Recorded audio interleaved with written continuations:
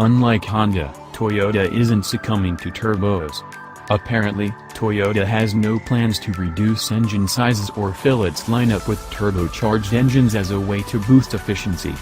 However, all Toyota engines will eventually receive a key technology used on the 2018 Camry's naturally aspirated 2.5-liter four-cylinder, a Toyota powertrain executive in North America says. Instead of adding turbos or reducing displacement, Toyota decided to improve the Camry's existing 2.5-liter setup. Significant changes in the intake system in the areas of cooling, exhaust flow, and friction reduction allow the Camry to increase thermal efficiency to an exceptionally high level of 40%.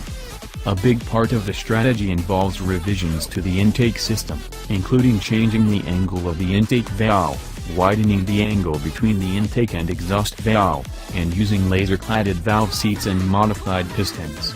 With this step, the mixture of air and fuel flows into the cylinder in a swirling motion, which improves power and reduces emissions.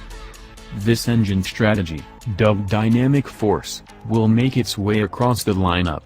It's currently being adapted to V6 and V8 engines, and it will also spread to trucks and utility vehicles, according to Ben Schlimmy, Toyota Motor North America's Powertrain Executive Program Manager for Advanced Planning and Research.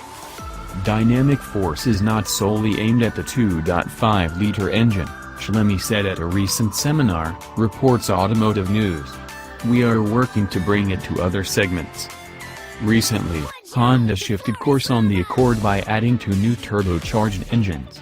A turbo 1.5-liter base engine generates 192 horsepower and 192 pounds-to-foot of torque, while a 2.0-liter unit makes 252 horsepower and 273 pounds-to-foot. The 2018 Camry's Dynamic Force engine delivers 206 horsepower and helps the sedan achieve an EPA rating of 41 miles per gallon on the highway.